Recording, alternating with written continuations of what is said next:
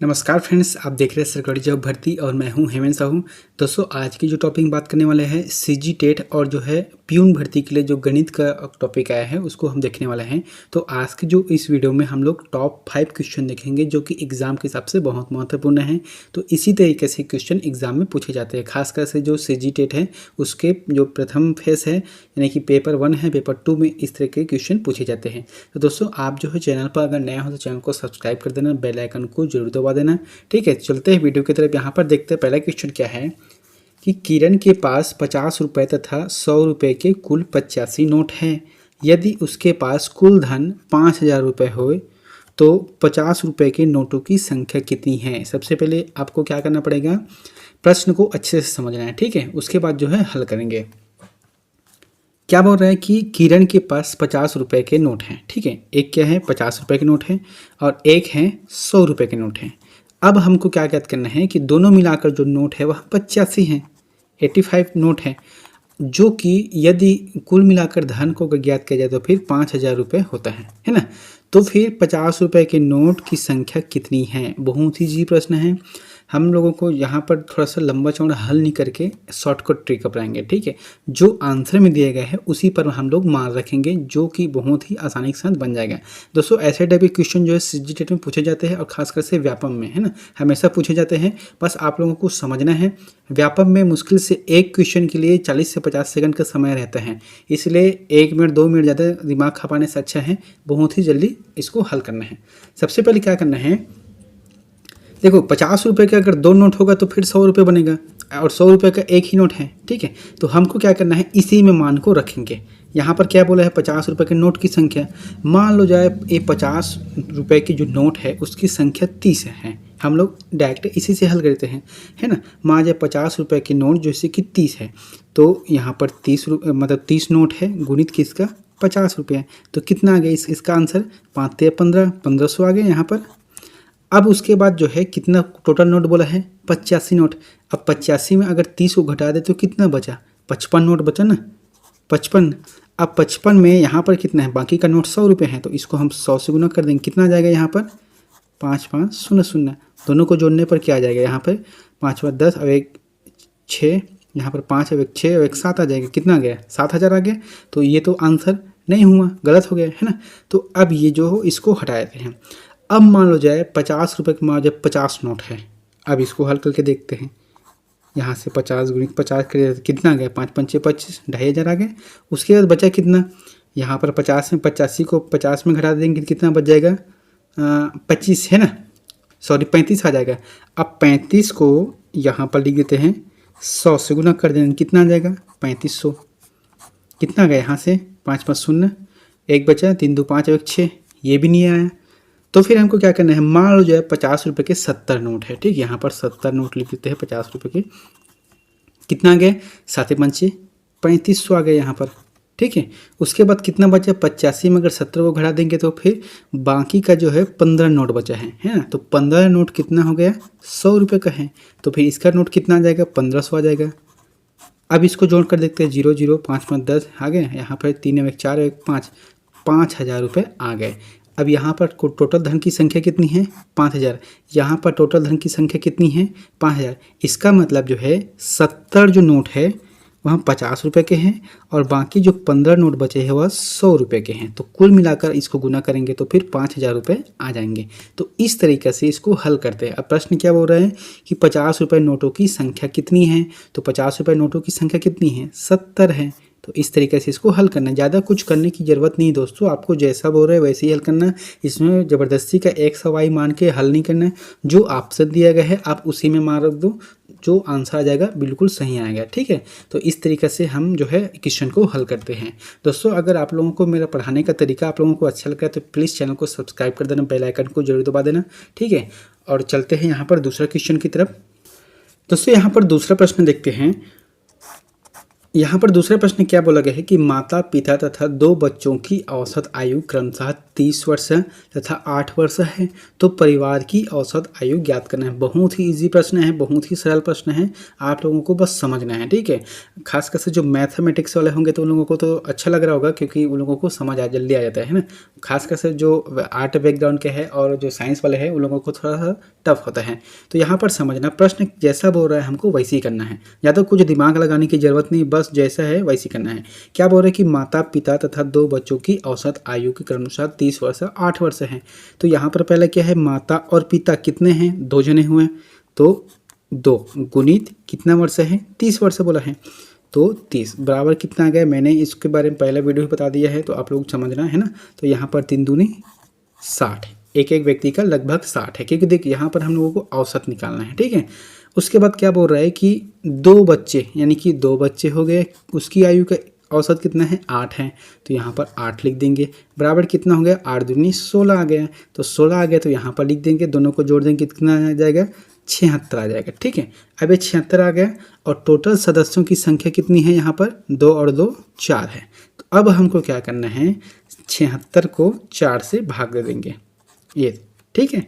अब भाग देंगे तो कैसे जाएगा, 4 एकम 4, बचा क्या 3, उसके बाद यहाँ से छलेंगे, 9 चौके 36, 9 बार में गया, यहाँ से 36 कट गया, बचा कितना 9, तो 9 क्या हुआ, यही औसत है, यानी कि 19 यही औसत है। अब आंसर यहाँ पर हमको मिल भी रहा है कि आपको माता पिता का अलग ले लेना है औसत, बच्चे का अलग ले लेना है, दोनों को जोड़ देंगे और टोटल जो संख्या आ रहा है व्यक्तियों की संख्या उसको जोड़ देंगे, जो आएगा उसको हम भाग दे देंगे। तो भाग देने पर जो चारों का औसत आयु है वहाँ 19 वर्ष निकल जाएगा। तो इस तरीके से जो है सेकंड प्रश्न को हल करते हैं, ठीक है। जब भी औसत वाला प्रश्न आता है, मैंने पहले बताया था, जब भी औसत वाला प्रश्न आता है तो टोटल का योग कर देंगे, जो है ना, जैसे कि संख्या का योग है, संख्या का योग, और जो है संख्या लिख देंगे, नंबर है ना, संख्या, बस इसी बेस पर आपको काम करना है। तो इसका जो आंसर आ जाएगा, तो इसका आंसर फिर हल क्या है, 19 है,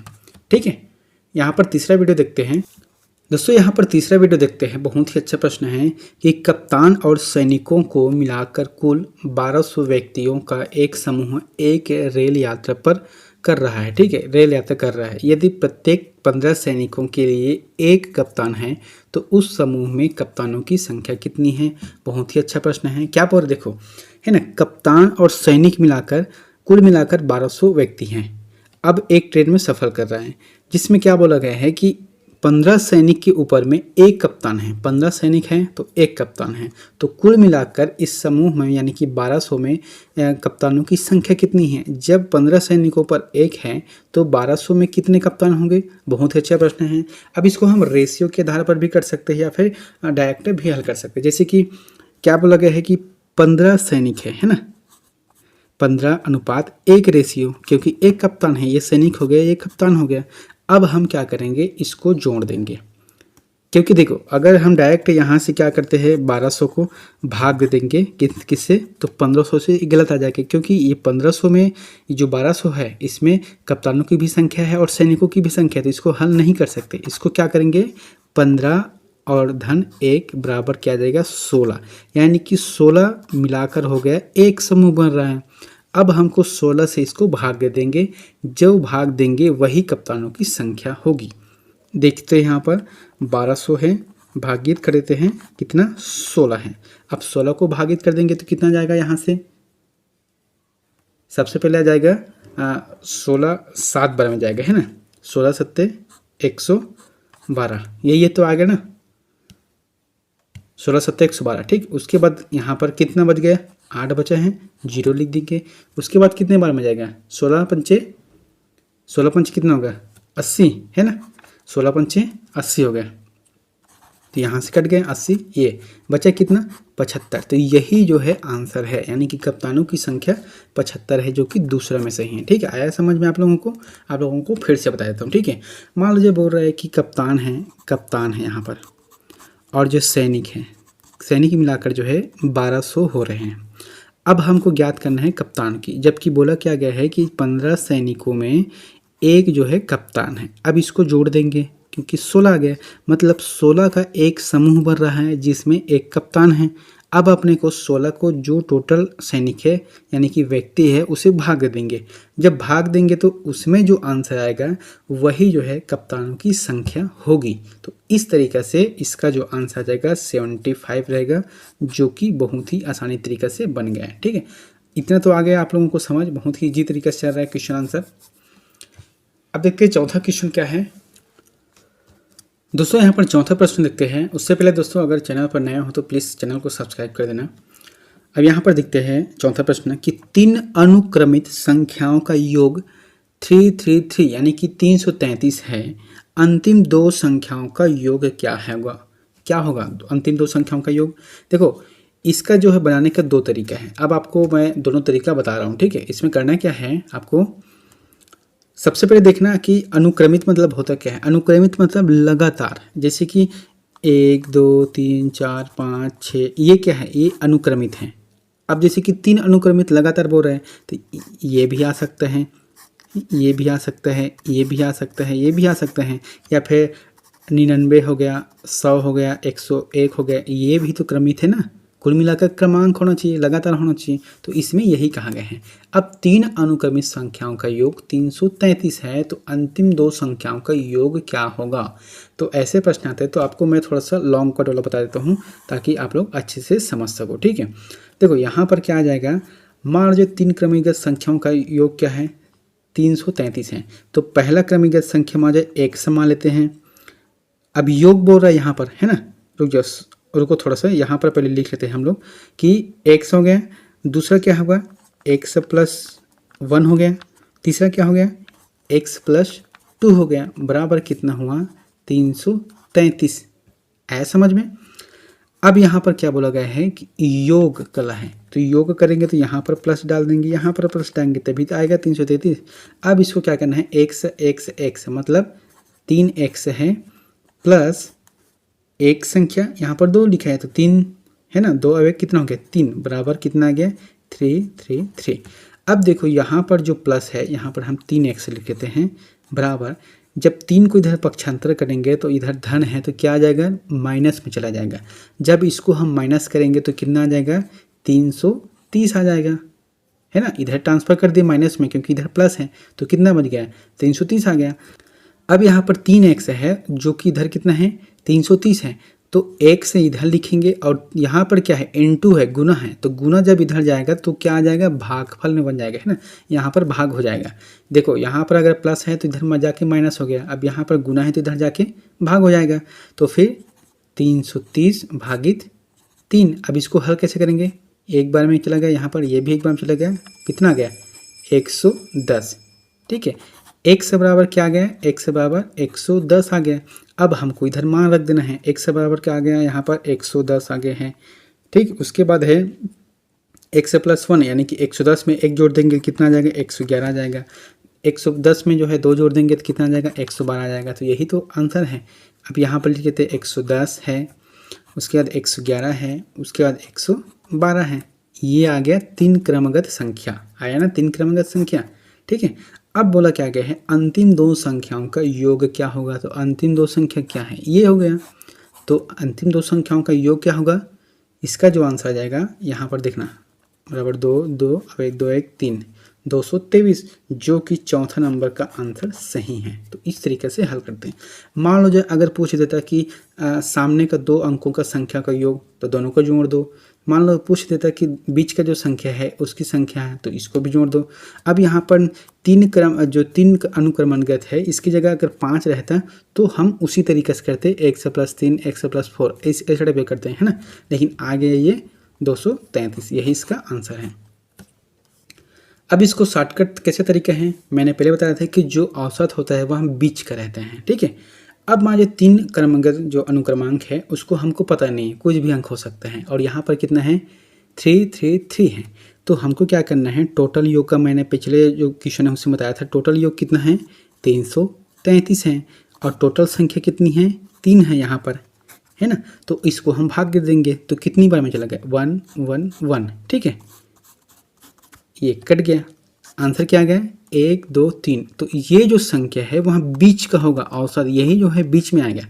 तो ये जब बीच में आएगा तो इसके जस्ट पीछे कितना आ जाएगा, अनुक्रमित है तो फिर 110 और एक आगे लिख देंगे तो कितना आ जाएगा 112। यही तो आंसर है ना। अब क्या बोल रहे हैं, दो अंतिम की दो संख्या को जोड़ देंगे तो कितना आ जाएगा 223 आ जाएगा।